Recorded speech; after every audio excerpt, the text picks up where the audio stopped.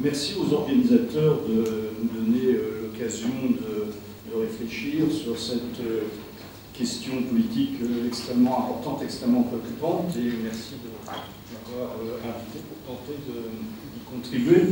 Donc, ce que je voudrais essayer de faire, c'est de prendre appui sur un certain nombre de travaux de recherche que j'ai conduits depuis quelques années, et essayer de réfléchir à la manière dont on peut prendre appui sur ces travaux pour réfléchir à la manière dont on pourrait attaquer le Front National, avec la conviction que jusqu'à présent on ne l'a pas très bien attaqué. Je suis tout à fait d'accord avec ce qui a été dit. Alors évidemment, je suis obligé de faire très très vite, hein, donc je vais beaucoup simplifier, donc je vous demande de pardonner à l'avance. Alors quand on commence à réfléchir, il faut toujours revenir aux fondamentaux, par exemple ici à Émile Durkheim. Quand on commence à réfléchir sur un phénomène social, le Front National, la montée du Front National, les votes en faveur du Front National, il faut savoir que dans nos têtes, on a déjà des explications. Des choses qui sont là avant la réflexion, hein, des pré-notions. Voilà. Alors on a plein de pré-notions qui, à mon avis, constituent, là aussi fondamentales, Bachelard, des obstacles de connaissance, hein, des obstacles à la réflexion. Alors par exemple, une première pré-notion, c'est des pré-notions à propos de ce que c'est qu'un parti politique. Et il y a une définition de sens commun, hein, qu'on trouve dans la littérature, hein, on remonte à un philosophe anglais, Burke, à la fin du XVIIIe siècle, et finalement c'est toujours là, hein, cette définition de sens commun. Un parti politique, dans cette vision de sens commun, c'est un groupe d'hommes, il faut ajouter de femmes maintenant, hein, qui partagent les mêmes idées. En gros, c'est ça. C'est vraiment l'idée de sens commun basique. Ce qui veut dire, présupposer, c'est qu'un parti est défini par ses orientations politico-idéologiques. Et ces orientations politico-idéologiques sont réductibles à son programme. Alors, par exemple, on va dire le Front National, c'est un parti d'extrême droite. C'est un parti nationaliste. Je pense que c'est un parti nationaliste. Mais ce n'est pas seulement un parti nationaliste. Un parti, si on veut comprendre ce que dit un parti, ce que fait un parti, il ne faut pas seulement prendre en compte ses orientations politiques et idéologiques, il faut prendre en compte sa position dans les rapports de force politiques. Ou techniquement, sa position dans le champ politique. Ou techniquement, plus encore, sa position dans la distribution du capital spécifique de l'espace de compétition politique. Alors, qu'est-ce que ça veut dire concrètement? Là, ce que je dis, là, ça jargonne beaucoup, hein, c'est très compliqué. En fait, ça veut dire quoi? Ça veut dire qu'il y a des grands partis et des petits partis. Ça veut dire qu'il y a des partis gouvernementaux qui ont été au gouvernement, qui y sont, qui ont été, qui reviendront, puis il y en a qui n'ont jamais été. Alors, parmi ceux qui n'ont jamais été, il y a des tout petits, dont on ne parle pas. Et puis, il y en a, et ça, c'est une position du Front National, ils n'ont jamais été, pour l'instant, au gouvernement. Ils ont quelques responsabilités locales, ils n'ont jamais été au gouvernement. Et en même temps, ils ont un poids électoral important et des accès aux médias. Donc c'est une position très particulière. Hein. C'est une position, dans le champ politique, de marginal établi. Vous voyez la contradiction. À la fois, ils sont marginaux, et en même temps, ils sont établis. Alors, ça, c'est très important, si on veut comprendre pourquoi ils progressent. Par exemple, on ne peut pas leur opposer leur discours aux actes. Il y a très peu d'actes. Encore qu'il faudrait être beaucoup plus attentif à ce qu'ils font localement. Et éventuellement les attaquer là-dessus. Mais il y a très peu d'actes. À la différence du Parti socialiste ou des Républicains, on peut dire, ah, vous dites ça, mais quand vous étiez au pouvoir, vous n'avez pas réglé le problème. Eux, on ne peut pas leur dire ça. Quand ils disent, on va régler la question de l'immigration, on ne peut pas leur dire, ah, vous plaisantez, quand vous étiez au pouvoir, vous n'avez rien réglé du tout. Voilà. Donc ça, c'est une position très importante, hein, bon, alors qui permet de tenir des discours qui essayent de ratisser large. En sciences politiques, il y a une notion tout à fait fausse qui est catch-all party, parce qu'il n'y a jamais de catch-all party. Mais par contre, il y a des catch-large party. Hein, c'est d'ailleurs des partis qui essayent de ratisser large, d'attraper catch, hein, d'attraper large. Et c'est spécialement facile quand on est dans cette position particulière du Front National. Alors, quand on regarde, par exemple, les discours du Front National, ses propositions programmatiques, ce qu'il ne faut pas trop faire, hein, et ce que peu de gens font d'ailleurs, demain on rase gratis. Alors, comme j'ai pas de temps, je pourrais vous énumérer la liste. On va augmenter les pensions, on va augmenter le budget de la défense, on va augmenter le nombre des postes de policiers, on va augmenter le nombre de places en prison, bon, etc., etc., etc., etc. Bon, voilà. Et, donc, premier point. Deuxième propriété de ce discours, beaucoup d'ambiguïté. Par exemple, sur la question de l'immigration, c'est extrêmement ambigu. C'est-à-dire que, en fait, les propositions, c'est on va arrêter le surcroît d'immigration. Mais ça peut être compris comme ils vont mettre fin à la question de l'immigration, ils vont supprimer l'immigration. Vous voyez, donc il y a une ambiguïté. Alors également, il y a beaucoup de propositions vagues. D'ailleurs, c'est assez comique. Hein. Par exemple, il faut une protection intelligente des frontières. Il faut une politique de tolérance zéro. Il faut rétablir la discipline sera rétablie à l'école. L'efficacité des médicaments sera mieux examinée. Voilà. Donc un ensemble de... pour lutter contre la désertification, il faut réindustrialiser et relocaliser.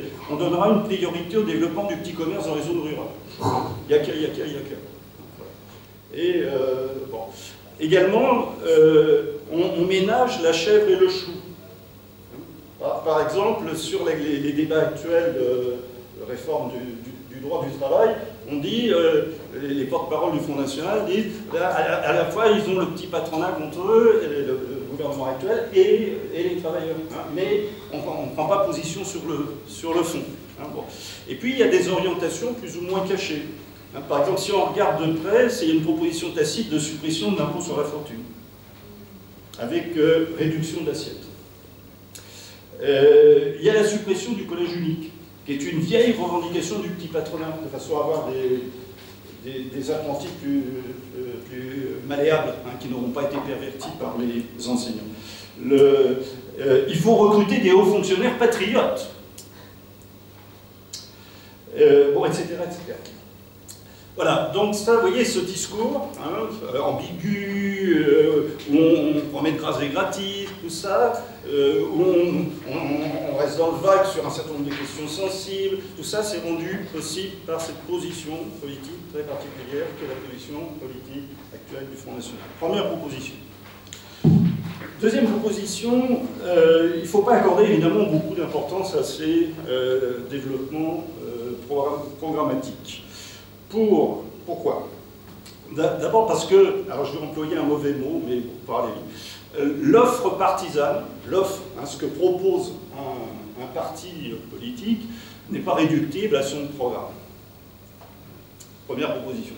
Et deuxième proposition, l'offre partisane composite n'est pas réductible à ce que propose le parti.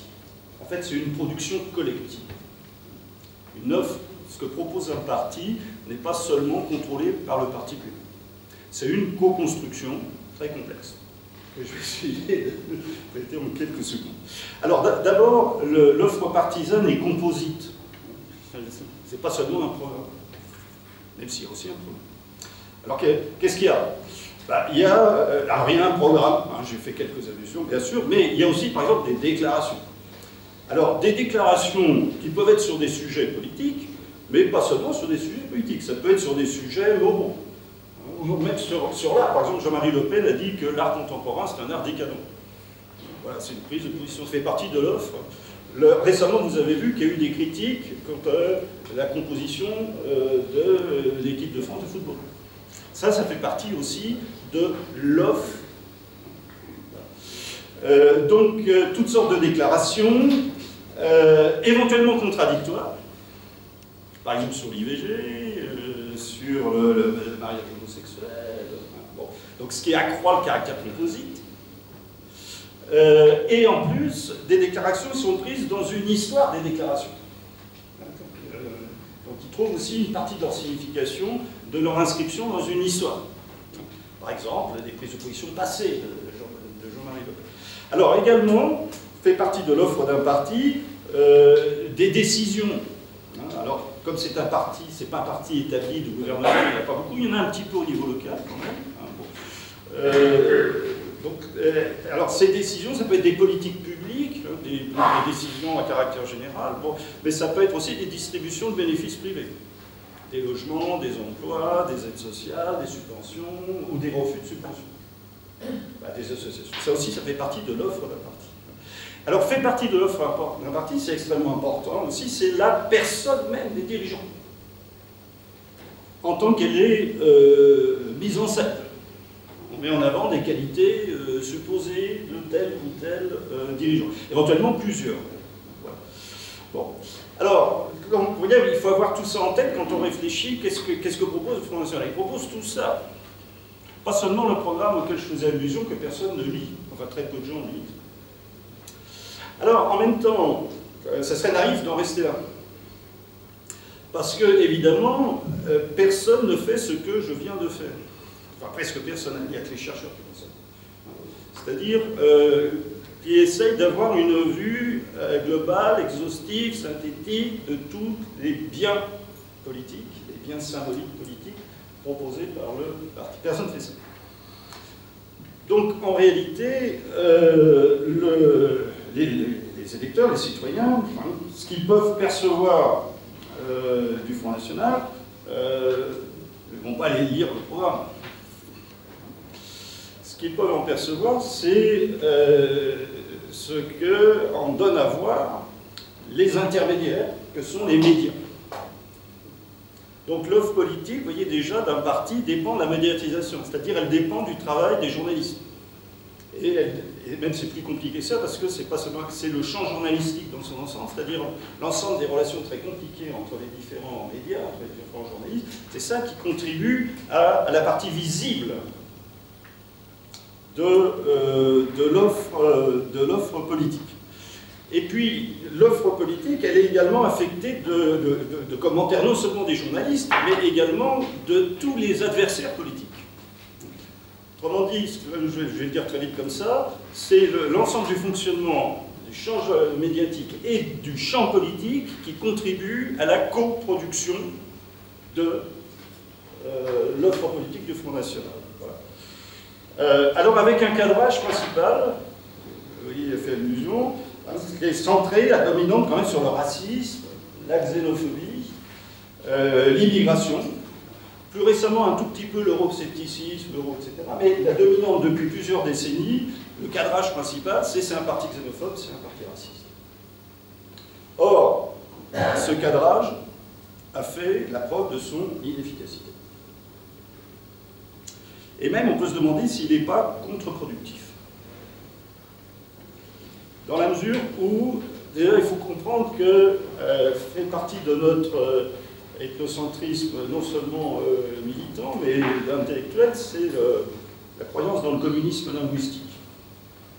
C'est-à-dire la croyance que nous avons tous la même langue, quel que soit notre niveau d'éducation. Par exemple, que nous donnons tous le même sens au mot. Par exemple, le mot racisme, quand on dit il est raciste, on pense que tout le monde comprend qu'il est raciste. Oui, tout le monde comprend qu'il est raciste, mais pas la même signification derrière le mot racisme. Et ce n'est pas nécessairement le même niveau de stigmatisation. C'est même qu'en certains cas, ce n'est pas une stigmatisation.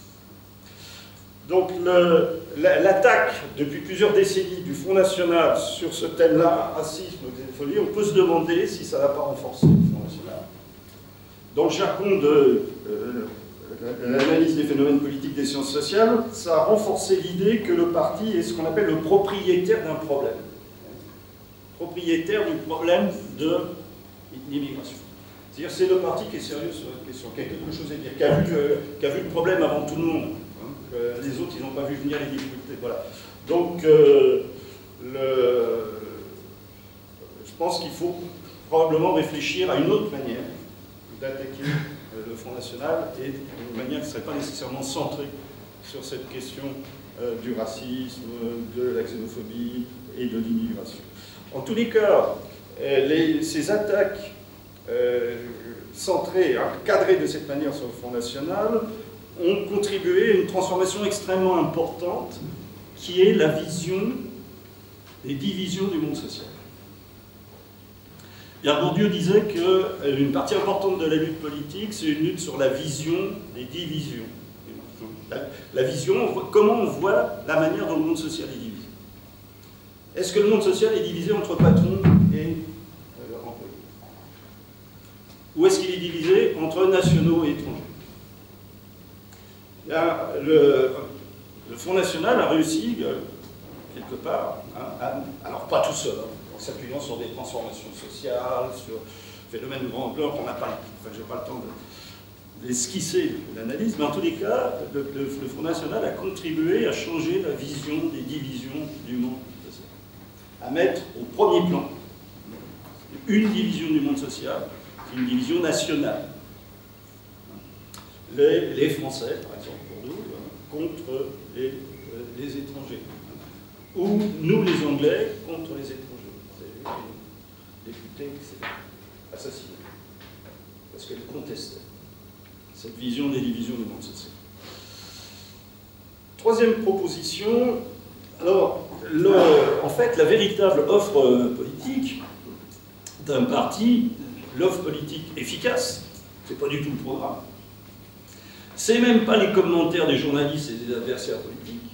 C'est ce qu'en perçoivent les électeurs. C'est ça l'offre politique. Véritable, effective. Alors de ce point de vue, il faut avoir en tête que la réception de l'offre partisane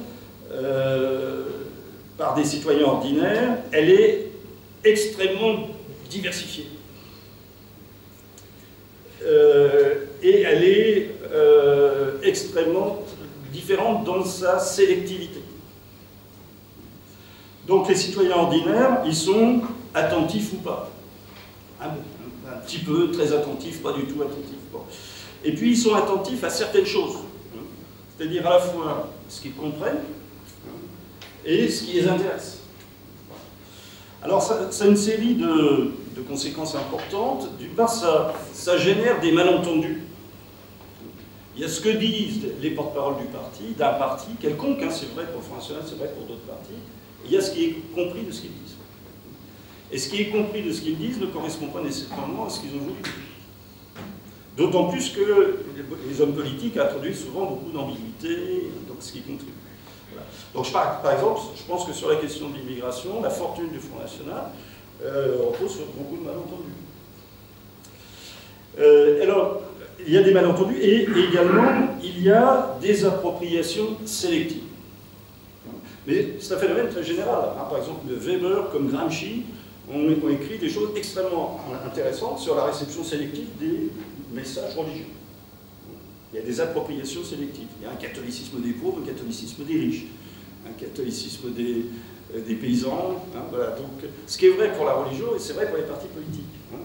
Autrement dit, il va y avoir un Front National des petits commerçants, il y a un Front National des riches, il y a un Front National des ouvriers, il y a un Front National des fractions basses des ouvriers. Alors, ce qui m'amène au quatrième point, ce sera le dernier.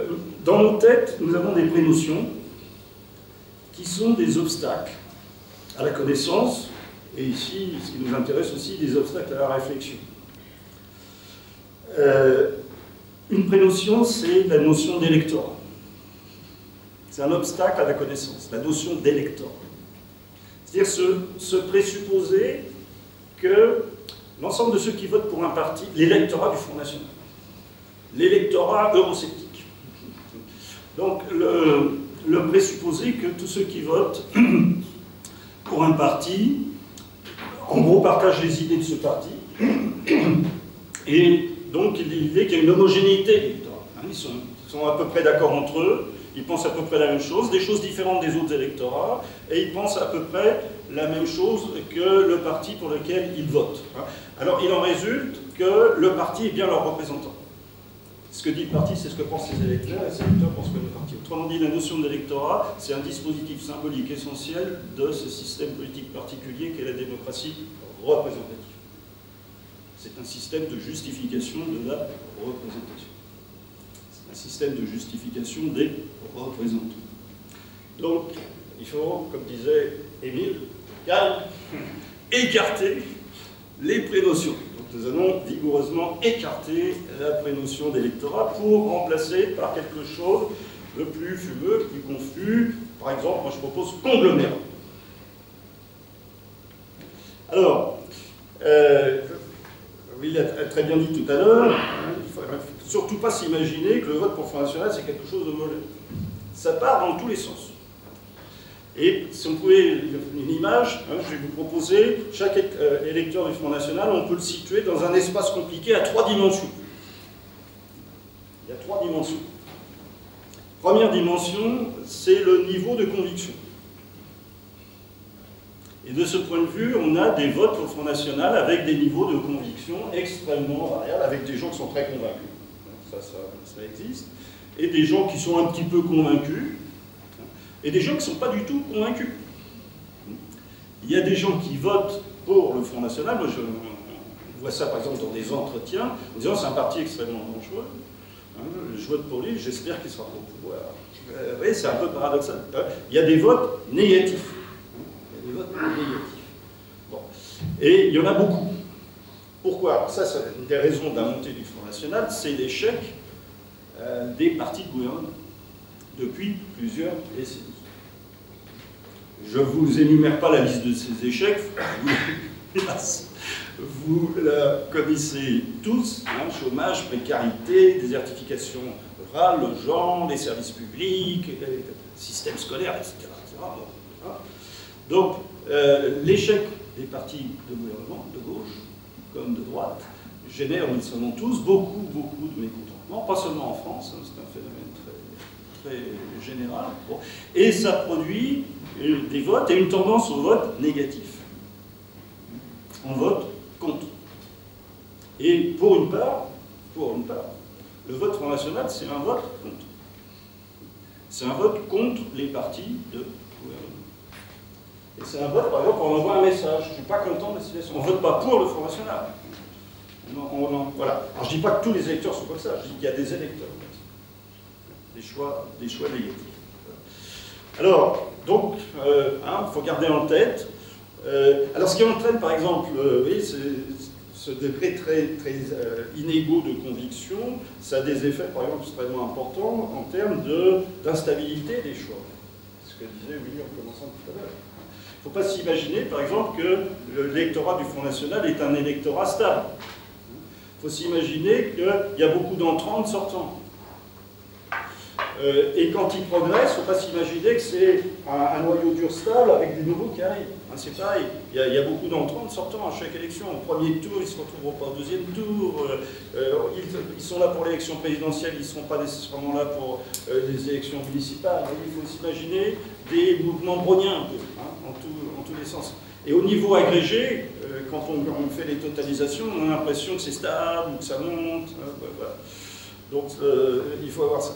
La deuxième dimension, hein, dans mon espace à troisième, donc j'ai des électeurs plus ou moins convaincus. Deuxième dimension, j'ai des électeurs qui ont un soutien, dans la mesure où ils ont un soutien qui est plus ou moins développé, un soutien qui est plus ou moins élaboré. C'est-à-dire que dans la mesure où un électeur ou une électrice, bien sûr, vote pour un parti, par exemple le Front National, il peut le faire pour des raisons négatives, un peu au hasard, des fois également, ou sur la recommandation de proches, de famille, ou pour faire plaisir à sa famille. Et puis il peut le faire pour des raisons positives aussi. Et s'il le fait pour des raisons positives, ça peut être pour un nombre plus ou moins important de raisons positives.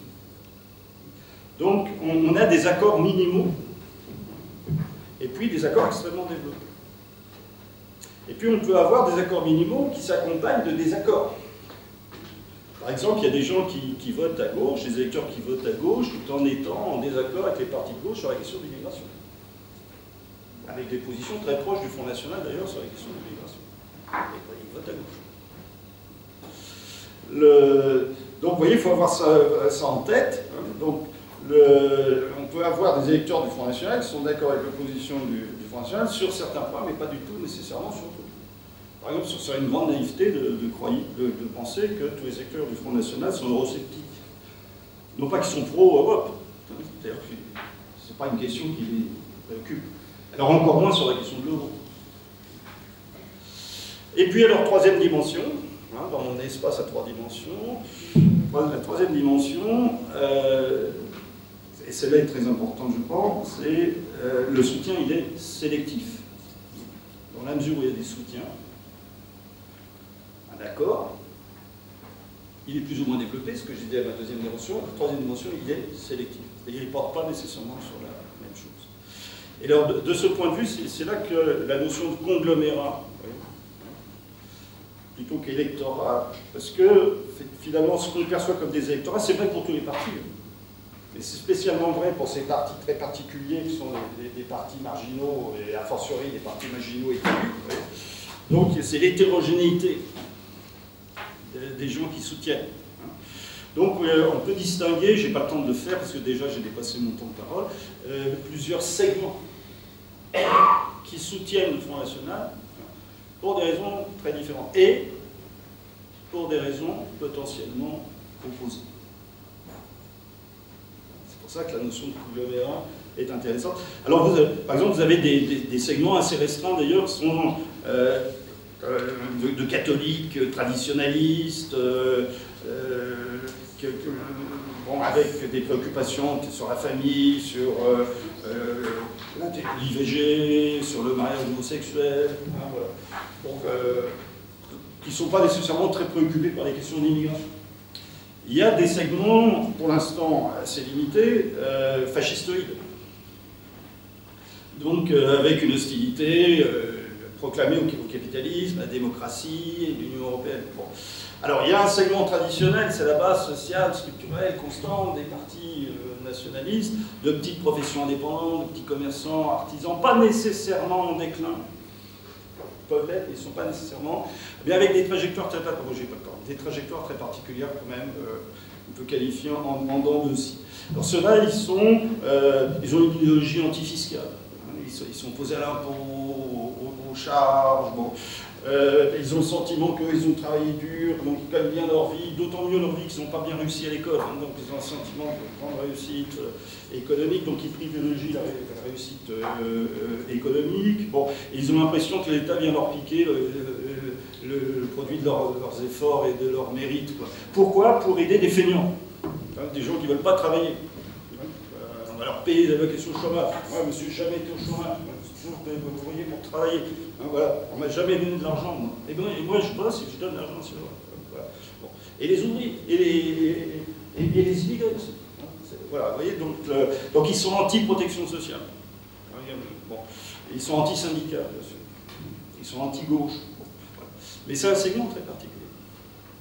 Alors, intéressé sur la question de l'immigration, à cause des sociales aux immigrés. Alors, il y a un autre segment qui est très sensibilisé, pas tellement sensibilisé aux questions fiscales, par exemple, mais très sensibilisé aux questions de l'ordre. Alors, Willy a fait allusion, hein,